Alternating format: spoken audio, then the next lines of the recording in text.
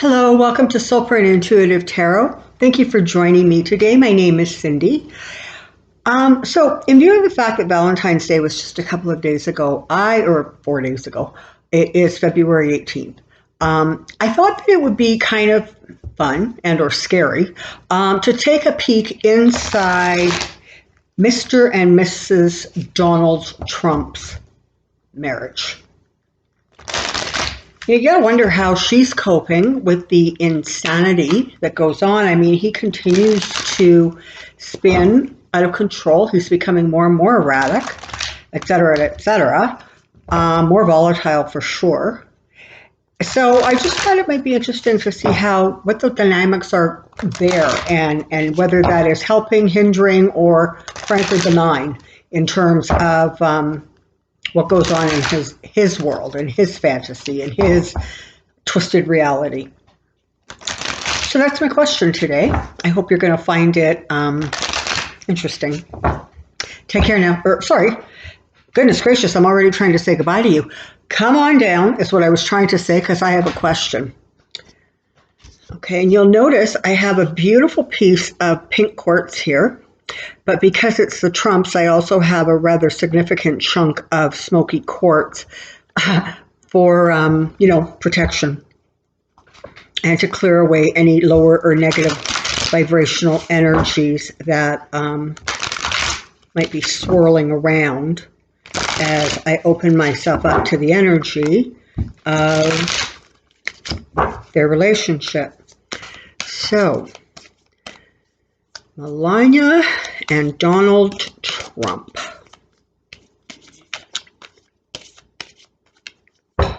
Okay, let's see what we see. Melania and Donald Trump, Melania and Donald Trump, Melania and Donald Trump.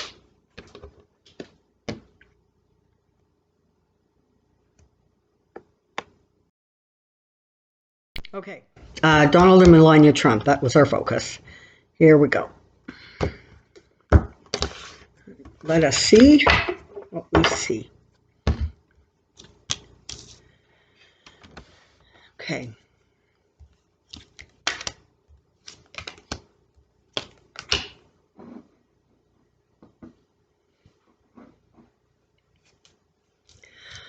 Alrighty, so let's start here.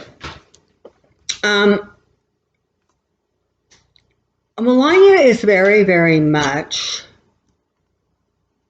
a mom. Okay, she really is. That is how she sees herself. That is how she identifies. She does not really identify as First Lady. She very rarely almost wants to identify as Trump's wife, but she very, very much identifies with being Barron's mom. And at the bottom of it, a great many of her decisions really boil down to what is best for Barron. Having said that, I'm not suggesting that her perception of what is best for Barron may necessarily match other people's perceptions of what is best for Barron.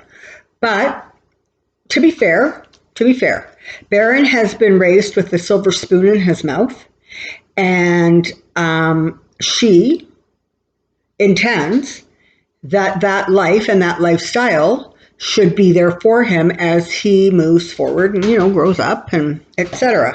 She wants all of the advantages that being a Trump have. And so that's where we're at. That's what we're looking at. And she's pretty much prepared to do whatever it takes to maintain that advantage for her son. She understands that her husband is as miserly and as cheap as they come. And so that, of course, plays a role, right? Because these are the pentacles that she wants for Barron. She wants him to have all of the things in life that should be afforded to him. I guess she's thinking of, very much the way Ivanka and Dawn and Eric were raised. She wants that exact same stuff for him. She does not want what happened to Marla Maple to happen to her. And, there's all sorts of stories out there, but the bottom line, as far as I understand it, is one of the big things that happened was when Trump decided he was tired of that marriage, whether she had a rendezvous with the pool boy or whoever it was or not, he really did set her up, and he set up the divorce in a humiliating way. He was then able to maintain, I guess, the agreements connected to the prenup, and she really did not walk away with a lot of money. And Tiffany, from that point on, really was a bit of an outcast from the family itself. Personally, I think that's a blessing for Tiffany, but, whatever. So she doesn't want that to happen to her, and she certainly doesn't want it to happen to Barron. And she's smart enough to understand that when it comes to Donald Trump, until his children are in their sort of late teens, early 20s, they are really, really non-entities to him. I do not know how many times I have heard Trump refer to Barron as Melania's son. So yeah, there's that. So she is very mindful of the fact that he can manipulate situations and circumstances to reflect to his benefit if she ever tries to push him too hard. And so in some ways, she really does stay in kind of a marital limbo, if you will.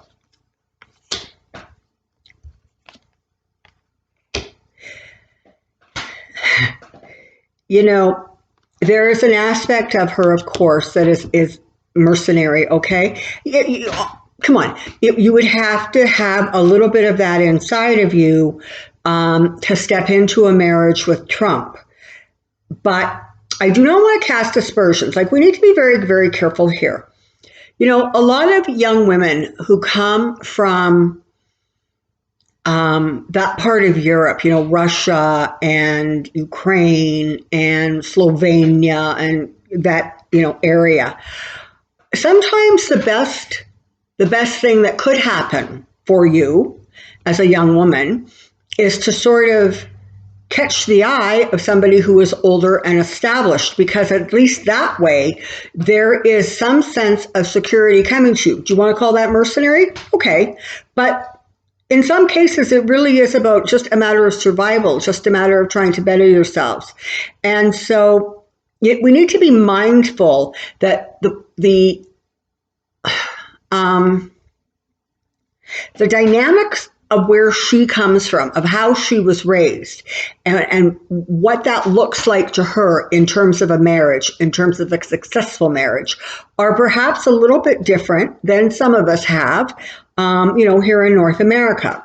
Is it right? Is it wrong? I'm not going there. I'm just saying we need to be mindful of the fact that there is a certain headspace. I mean, even when you look at it, and I know nothing about Lev Parnas's marriage, but you look at his wife, and she definitely strikes you as more arm candy than equal. Just saying. She doesn't like him. Because she really, really doesn't like him. In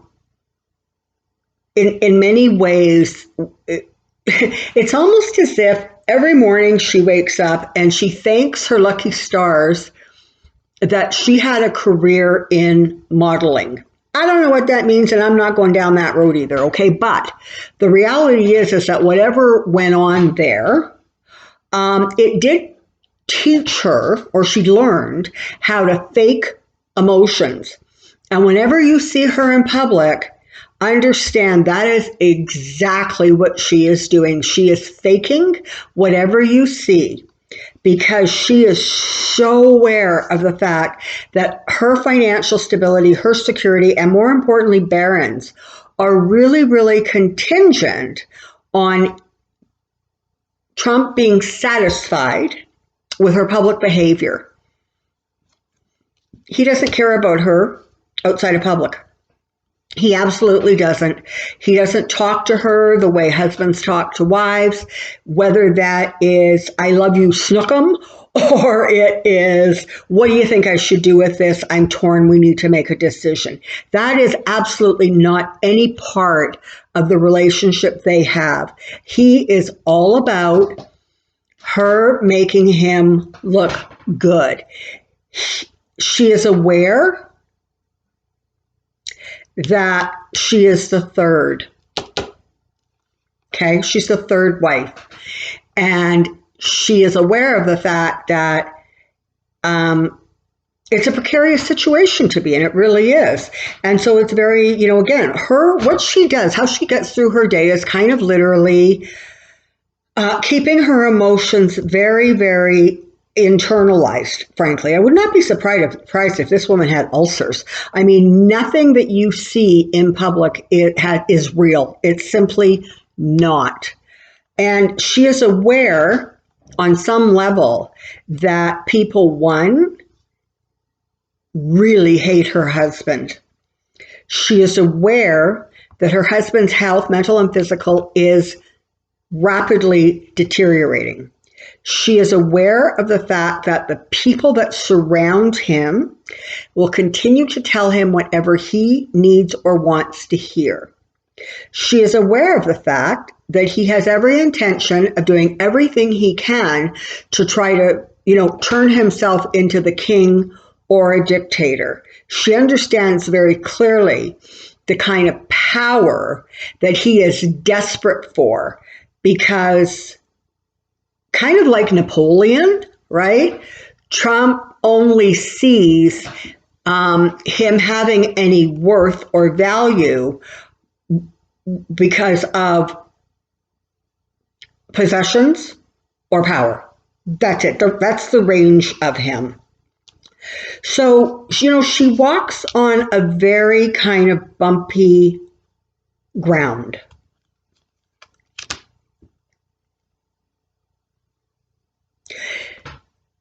She does not spend a great deal of time at the White House. I believe she lives with her parents somewhere close to Washington.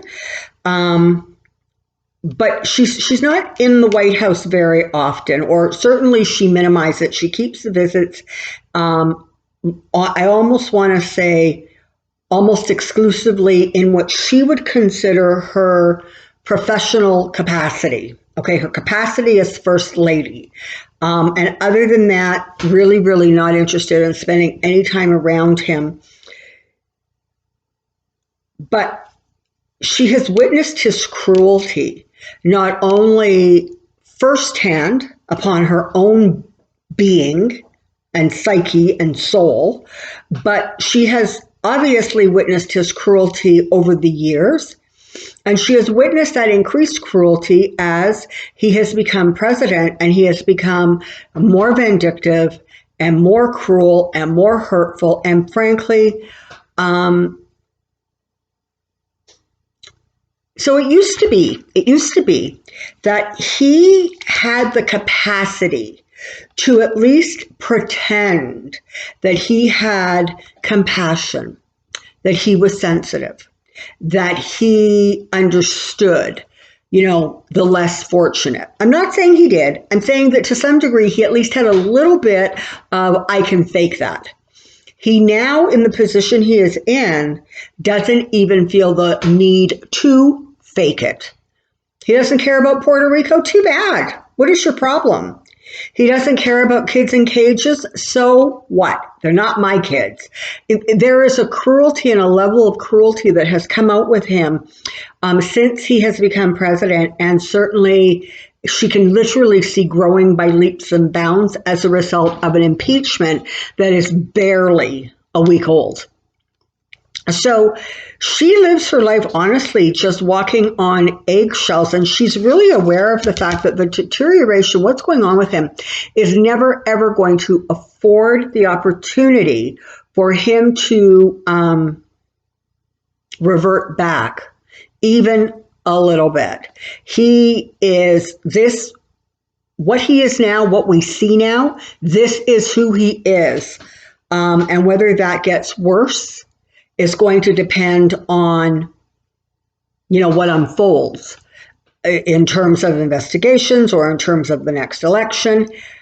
But she's well aware of the fact that he's never going to go back to anything that even vaguely resented or resembled, softer and gentler, which, okay, there isn't a lot of it with him, okay, but just saying.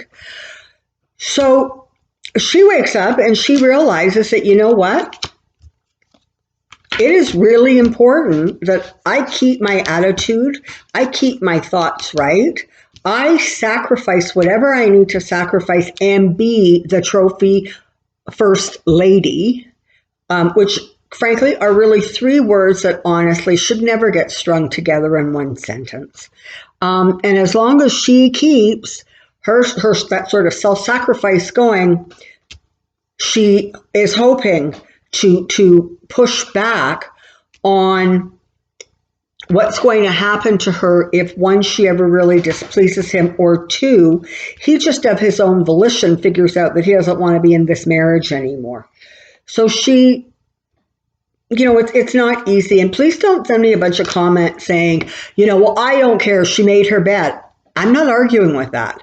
But I'm saying, as a human being to another human being, there has to be at least some ability for all of us to look on the situation and perhaps feel a little bit of sympathy, simply for the fact that she is also in a cage. It might be a gilded cage, but she too lives in one. Yeah. It's just sort of more of the same, right? She always is super, super aware of the fact that she has to present a certain image. She has to put forward a certain look, and everything must conform to his desires and his standards. How you see her dressed in public is not at all, I believe, how she dresses in the privacy of her own home and function. But as soon as she steps out into public, she has to present a certain image. She understands, like every day, it's like she wakes up and makes the decision that, yep, for another day, I'm going to get through this, because she understands very clearly what could well happen to her should she displease him too much. And again, displease him too much would absolutely, it's a different level of displeasure that would set him off than most people. So she understands that it takes literally nothing to set him off, which means that she's never quite sure exactly what could backfire on her. All right, so let's shuffle these things up again, because I really do want to, okay, we have a fairly clear idea of what's going on with her, what her thinking process are. We know, honest to God, as much as any of us ever wanted to know about Trump. So let's see if we can focus in literally on their marriage.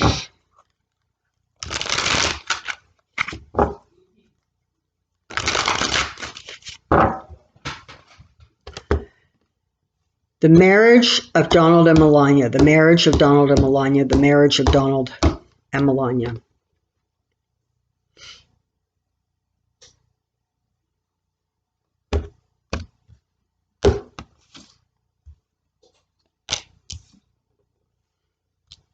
It kind of says it all.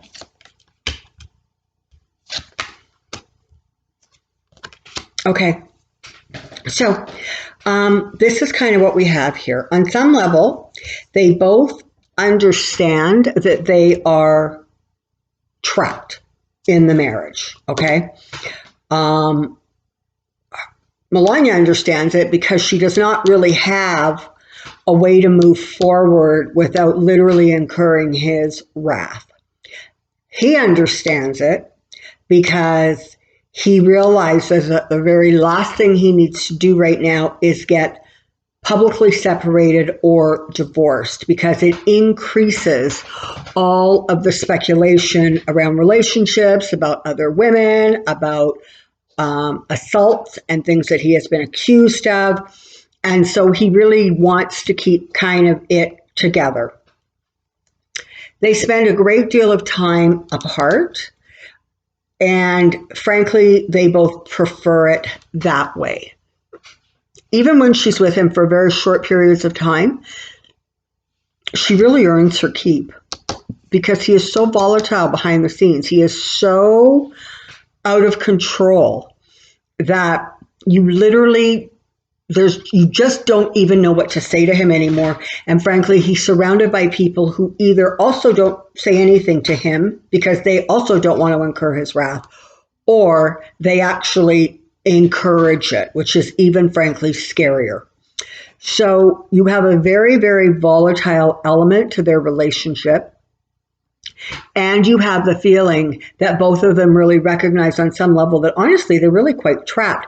And that's a horrible position to be in. Again, I don't care who you are, and I don't even care why you got married, but it is not a pleasant experience to be in a situation where you literally feel you are trapped and cannot see a way to move forward.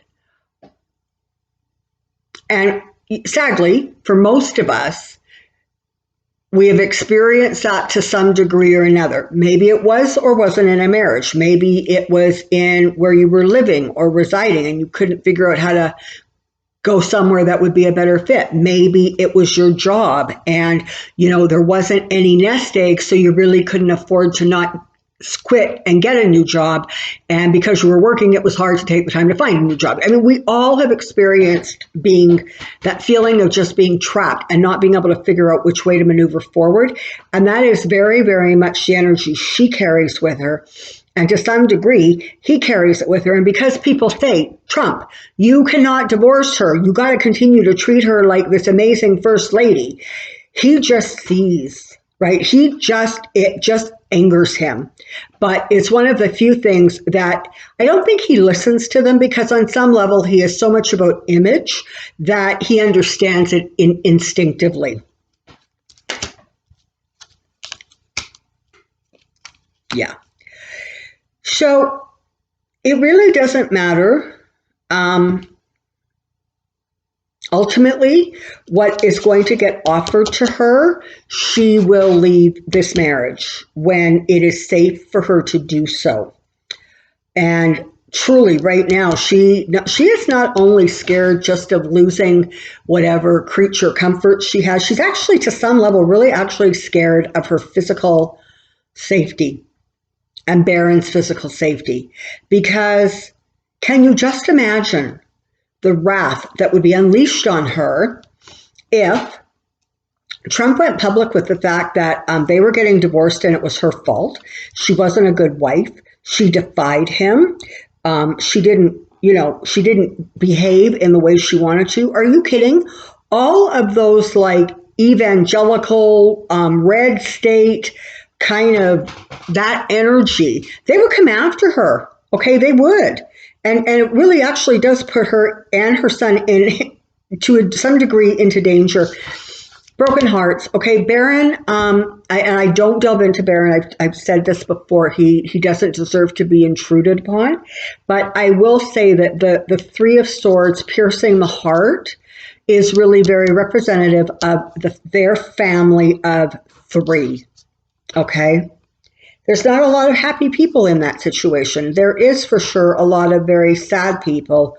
And because Trump is sort of wielding, if you will, the kind of power that he is wielding with virtually no consideration for the truth or for norms or for what is right, because he has no empathy, no compassion, he doesn't care. He just wants what he wants, and that is power, and that is to be put on a pedestal, and that is to be revered. And damn it all, if he can't get it by the masses, he's for sure going to demand it within his marriage. And so he has, and so there they are. Oh my. Okay, so very stressful, very, very difficult. She actually, I think, this card is telling me a couple of things. One, it's telling me that she's actually becoming a little bit concerned for his mental and physical health, like to a point where she's starting to look around and say, who can help me? Who do we talk to? Like, who who do I turn to? And she knows very well that there really is no one she can turn to, because everything she says and does is monitored, even when she is not on the White House, even when, she's not in Trump's immediate vicinity. She clearly understands that she is being watched, and there are reports being made about her. So she doesn't have a lot of freedom of movement, which means it's making it very hard for her to reach out on his behalf, if you will. She also is experiencing some health issues and concerns. And interestingly, it feels very much as if they are the kind of dis-ease type of ailments that come at you when you are stuck and you cannot move forward.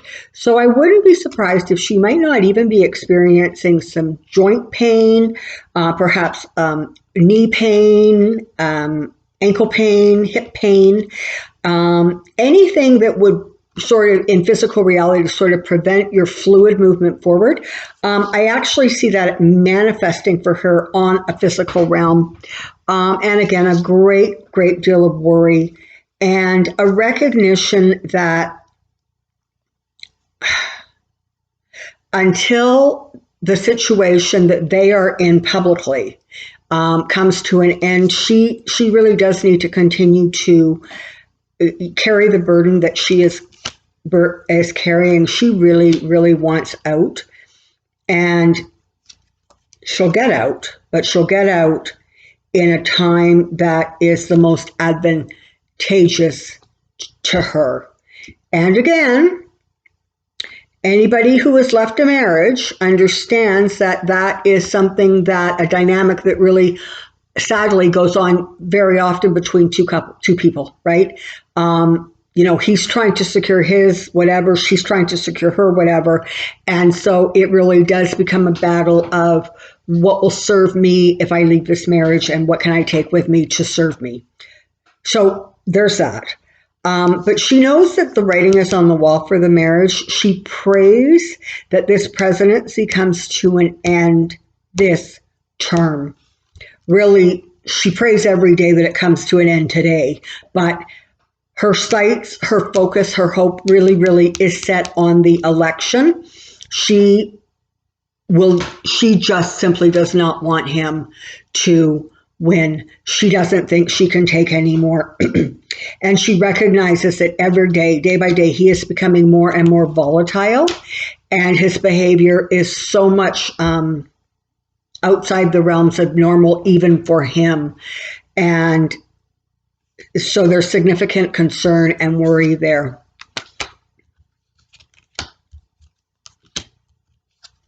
Yeah. So, here we are. We've kind of come full circle, right? His winning was sudden. It was almost like a shocking event. They were not expecting it. It caused her to have to sort of like rein in her hopes, and more importantly, rein in any ideas or thoughts that she had about it. It was as if when he was announced winner, that terrible dark night of November 2016, it was at that point that she realized she must shut her mouth and keep her mouth shut for as long as he was in the presidency. She also understood that in order for her to have any sort of security, or her son to have any sort of security, she would have to absolutely toe his line. And so all of her focus and all of her energy has gone into being a mom for Barron.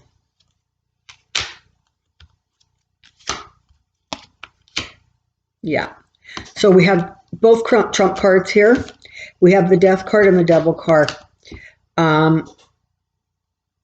We have the card representing the current and previous marriages, and we have the Empress card talking about basically the mums, and this is plural, the mums of Trump's children, who really have no say in anything, frankly. when the kids are little, the kids are entirely and completely their responsibility. And when the kids get older and can be useful to him, he expects them to be quiet, step back, and don't interfere in family business. Wow. Family dinners must be a blast at their house. Not so much. Okay, so thank you so very much for subscribing, for liking, for commenting. They're brilliant. I also want to thank you for the support given to the Soulprint Insights channel and for the tremendous response we are getting for the Positive Energy Circle. I'm really, really proud of the work that collectively we are managing to do with that circle. So I thank you for that. Alrighty, this time for real. Until next time, take care, be well. Bye.